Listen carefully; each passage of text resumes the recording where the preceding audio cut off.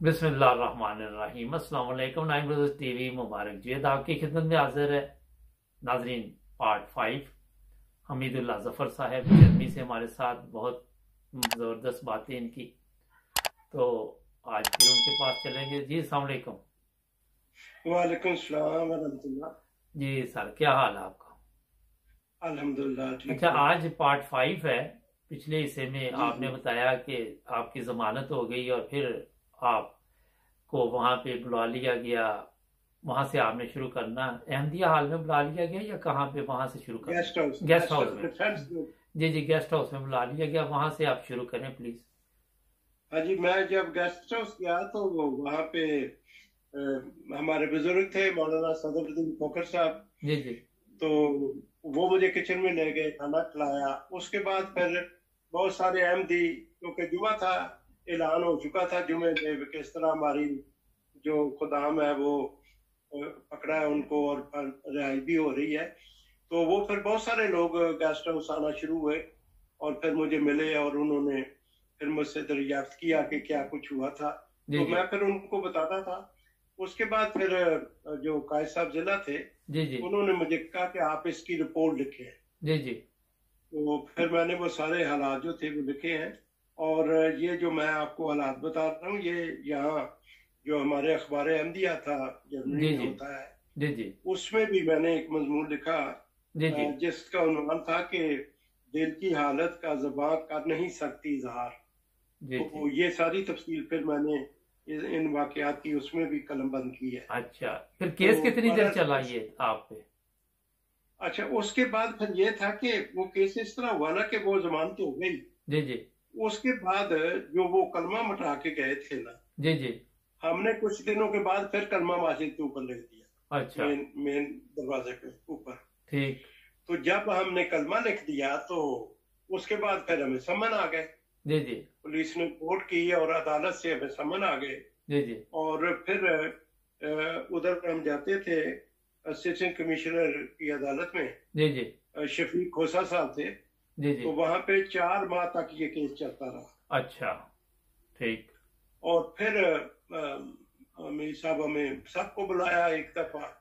जी। और वो फिर जो जज था उसने कहा भाई ये है कि आइंदा अगर आप मैं इस केस को खत्म करता हूँ लेकिन इस जमानत पे आइंदा आप कलमा नहीं लिखेंगे। अच्छा, क्या लिखेंगे?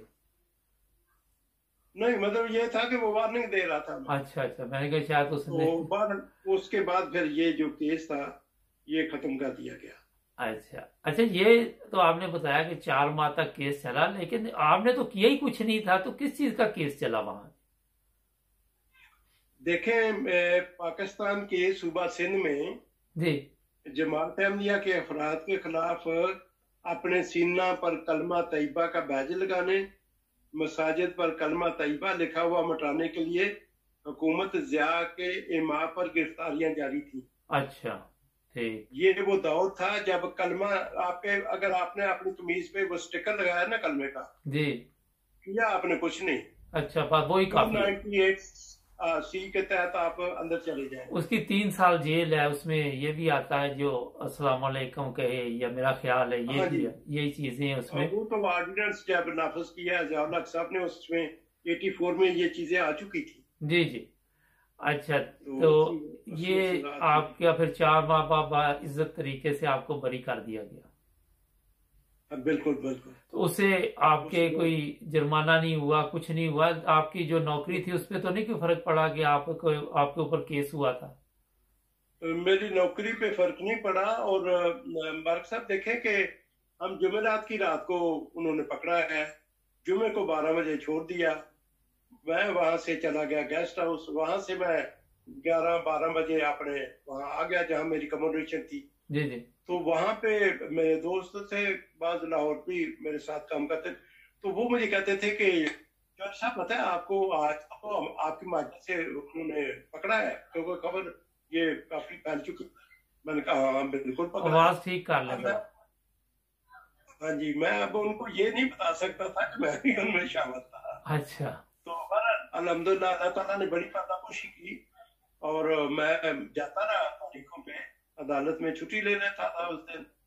और बहरहाल अल्लाह ताला ने फिर फजल किया और फिर नौकरी पे कोई असर नहीं। अच्छा, तो ये बताइए कि वहाँ कराची में फिर आपकी ड्यूटी लगती रही वहाँ पे दोबारा?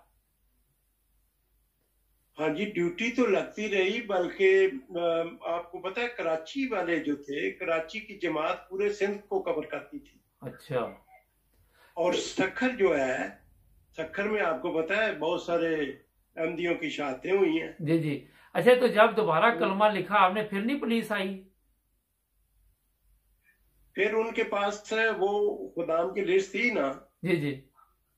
उनके ऊपर उन्होंने केस करके, पहले ही था उस पे, उन्होंने सम्मन जारी कर दिया कि आओ अदालत में, और फिर अदालत अच्छा। में हमारा केस शुरू हो गया।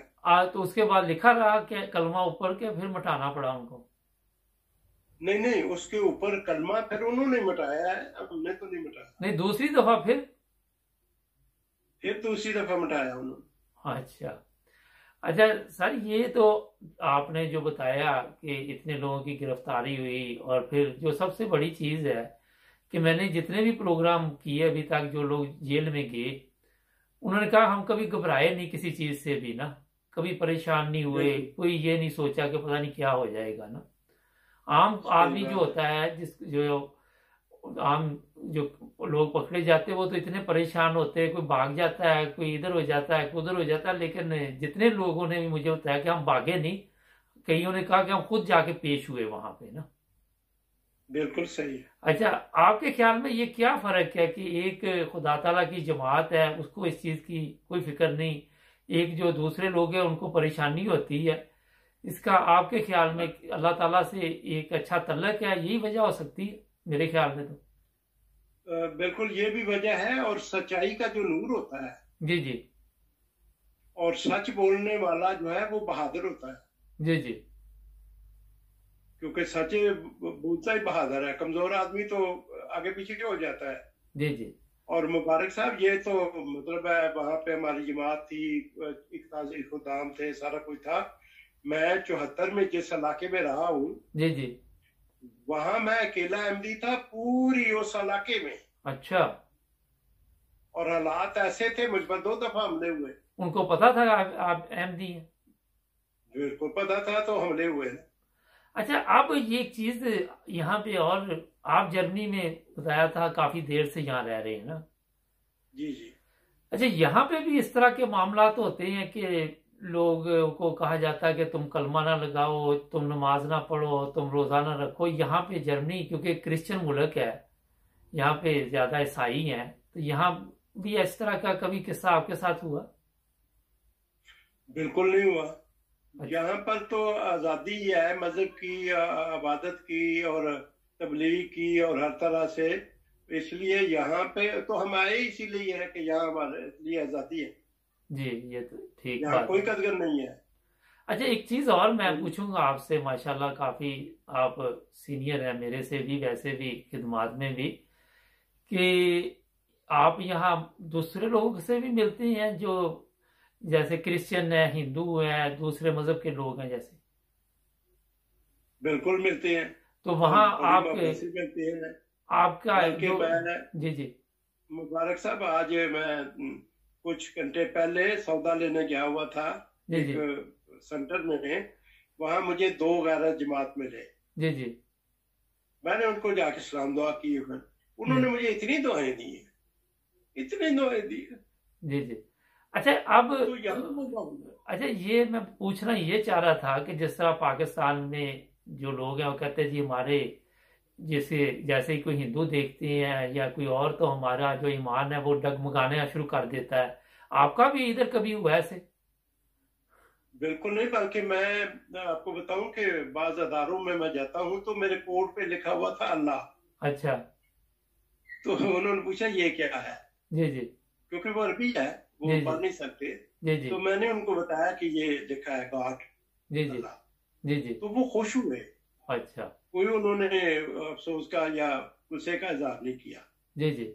बल्कि जब हम नए नए आए हैं, जी जी। तो मैंने आपको बताया था उस टाइम हम पहली फैमिली थे, तो उस वक्त मेरी वाइफ ने बुर्का पहना हुआ था, तो वहां पे एक आदमी जो था ना, वो गुस्से से बोल रहा था। उस अच्छा। वक्त हमें तो समझ नहीं आती थी जर्मन जबान की, जी जी। लेकिन हमें ये महसूस हो गया कि ये मेरी वाइफ के बुरके को देखकर तो ये गुस्से से बातें कर रहा है। जी जी। तो वहीं एक जर्मन आ गया अच्छा।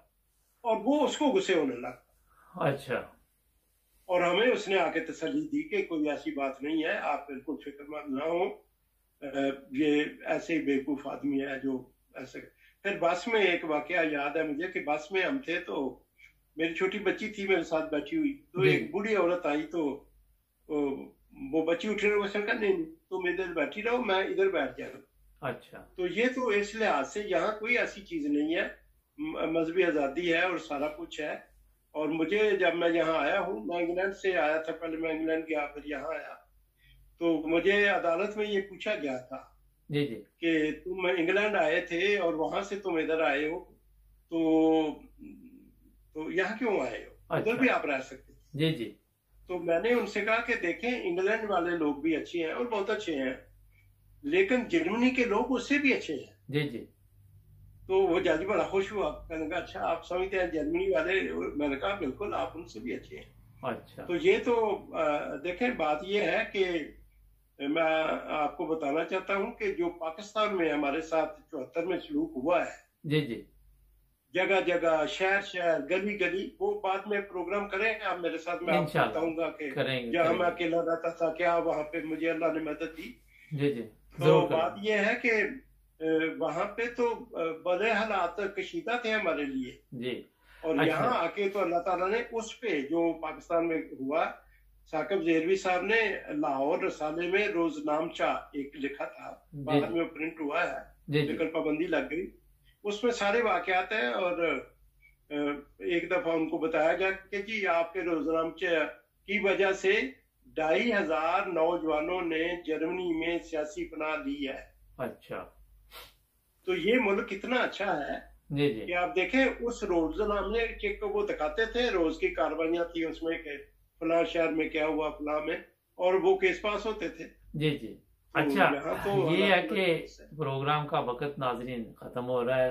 आप इंशाल्लाह आपके साथ और भी प्रोग्राम करेंगे, लेकिन मैं ये बताना चाहता हूँ कि देखिए ये जर्मनी, यहाँ पे ईसाई रहते हैं, और जिस तरह हमीदुल्लाह जफर साहब ने बताया कि कभी भी हमारा ईमान डगमगाया नहीं है।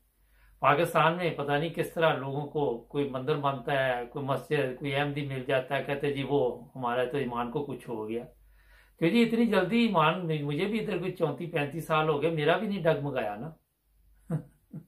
तो जी ये नाज़रीन सोचने वाली बात है कि इंशाल्लाह फिर आपके साथ और भी प्रोग्राम होते रहेंगे। जुड़ जाए नाइन ब्रदर्स टीवी के साथ, सब्सक्राइब करना मत भूलें। टाइम खत्म हो रहा है। अल्लाह हाफिज। शुक्रिया जी। अल्लाह हाफिज। जज़ाकुमुल्लाह।